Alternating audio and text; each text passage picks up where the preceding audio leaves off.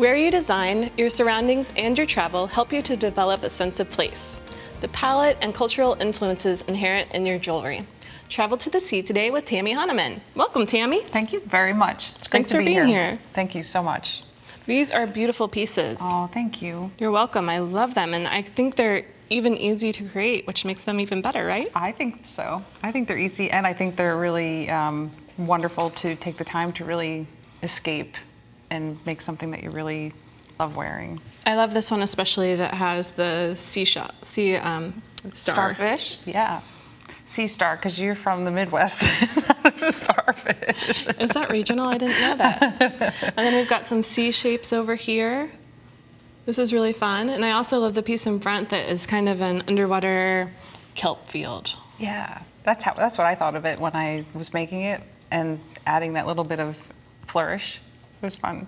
They're great. How do we get started? Thank you. All right, well, so with everything that I do in metal clay, really the base is just to start by treating your material. So the surface has been treated, my texture mats have been treated, and all of the tools and my hands so that nothing sticks.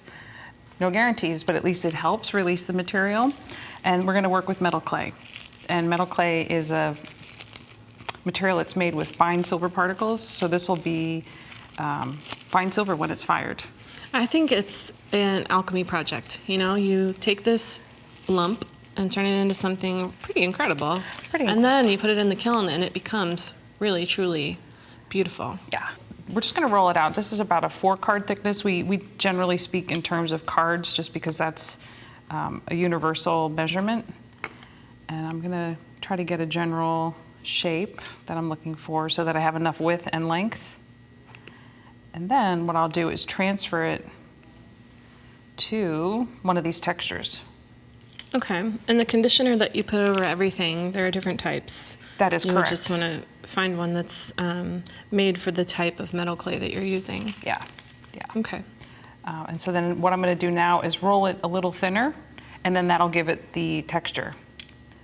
It'll also make the piece obviously a little bigger because it'll get a little longer. Then, because everything's been treated, it should just release really easily. Slide these out of the way.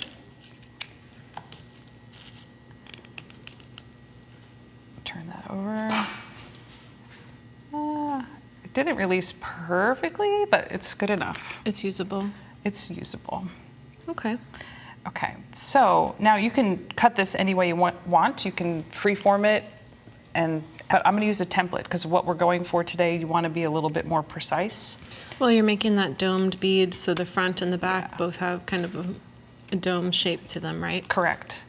And you want them to be the same size, so it's nice when you use a template, you're sure to get the same size. And I'm just using a really fine pick to cut that out. Sometimes if I don't have my pick handy, you can even use a beading needle. You know, something that's got a really nice, sharp, fine point. And then I'll just pull off this excess and tuck it in to the plastic wrap so that it stays fresh. And then to get the dome shape, I put it onto a form. So I'll just release that from this nonstick sheet and I'll put it onto the form over here. Nice. And then I just kind of gently press the edges down. Well, it makes sense to me that if you get all of this stuff out and you're ready to go, you might as well make a bunch. Yep. And they don't all turn out perfectly, so then you can kind of pair up the two that match the best. Oh, that's a good idea. Yeah. So here is a dome that's dry and it's ready to be refined. So to make the lentil shape, this is just like a sanding paper. Okay. Fine grit, microfiber. Figure eights. Figure eights so that you get a nice even, and then I'll just kind of rotate it around. It's not microfiber, that's like a weird, that would never be microfiber. It's just a very fine sandpaper. Works for me. So really what I'm trying to do here is get it so that the underside, I'm creating kind of a ledge. You see how you have that flat spot there? Yeah. And you want that to be as even as possible. What I also like to do is then check the edge this way and just make sure it's as fine as you can get it. Because that way the edges of the bead are going to be fairly seamless. You got it. Nice. You got it. That's exactly right. Okay, so then what we'll do is I have 2 of them ready to go. So what I'll do here is now figure out how they fit together best.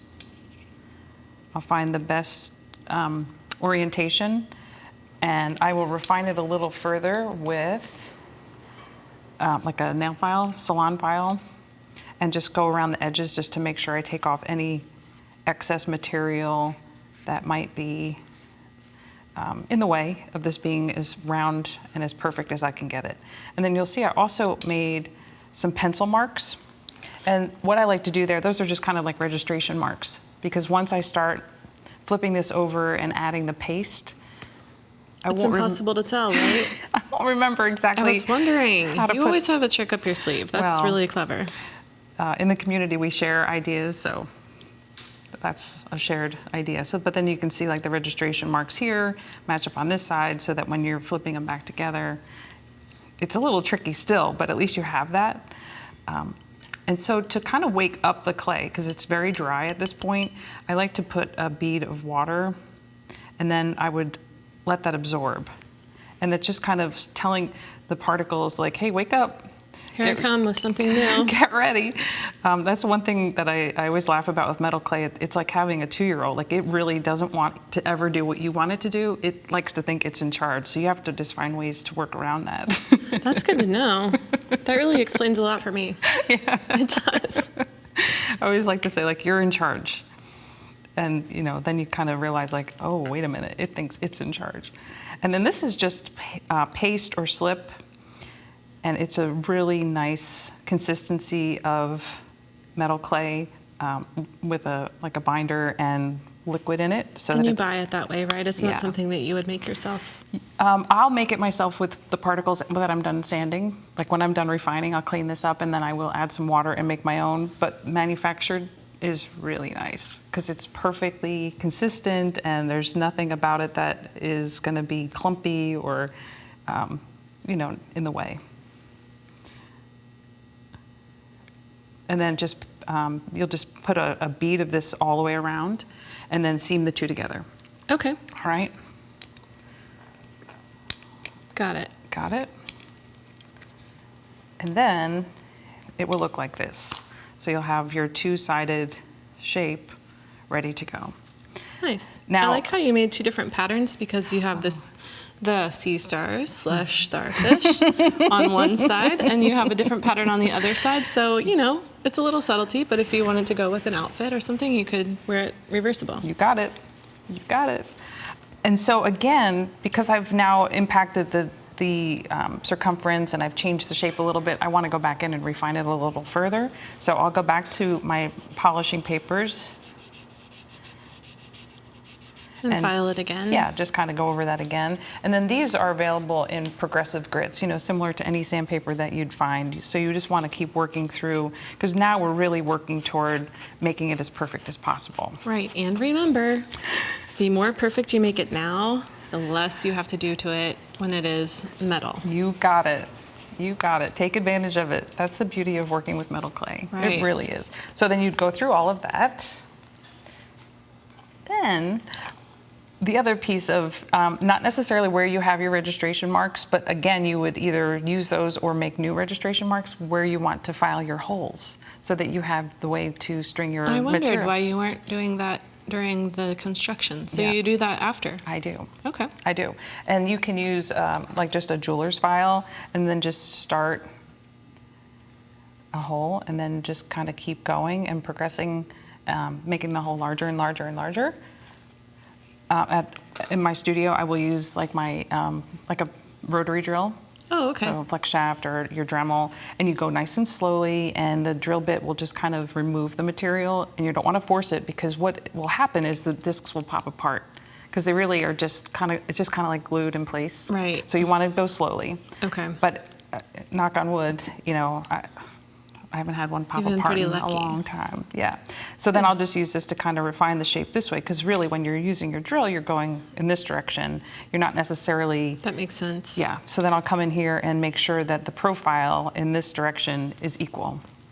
Okay. And then you could be done. Right? Say what? Yeah, you could be done. But the next thing I like to do is add like a little donut Nice. to just offer it as a finished edge. So to do that, we're going to roll the clay out again and then just cut some circles. Okay. So real quick, I'll just do that real quick. And this is going to be the part where the chain or fiber or whatever it is passes through your bead. That is correct. Now, the tricky thing about beads like this is that material is not passing through directly. So I'm sure you have tricks for how to thread. I do the please gravity help me. I'm pretty lucky with the way that they're positioned. Gravity is really good with these stiffer cables that I have on the finished designs. But you can, depending on the opening, you can use a pipe cleaner or a twist tie, a piece of wire. So then just make your donut. So I'll just use, this is just a piece of tubing that'll cut one size. Then I'll take a smaller piece of tubing and I'll do my best to find the center. So I kind of eyeball. That's pretty close. Pretty close. There we go. That's good. And then obviously you'll want to extract the excess that's inside that tube, but I'll leave that for now. Then we'll just transfer that to the edge here. And again, you'll wet this, add some paste, and then put the donut on there. Oh, so you just fold it, that circle over the hole? Correct. Oh, okay. Yeah. And it's a little slippery and you got to be patient. And then just have, I use like a shaper tool to do that. Okay. So then, once it's dry and you refine it again, we'll fire it in the kiln. Okay. Yeah. So then we have some pieces. I have a couple in this handy dandy container, which is an awesome container for traveling. Help me get everybody here safely. Nice. So then these are already fired in the kiln. Okay, and these were made from the same size as this, right? This piece right here? This was, yeah. Yeah, look at that. And see how shiny, but it hasn't even been polished yet or anything. It has not. Right? Nope. And then That is so neat. I'll just use, this is a brass brush, but there's other materials that you could use and polish it. Okay. So Yeah, let's take a look at the finished one more time so that we can see how beautiful this is once it's all done. you got it. This is gorgeous, Tammy. Thank you. Thank you.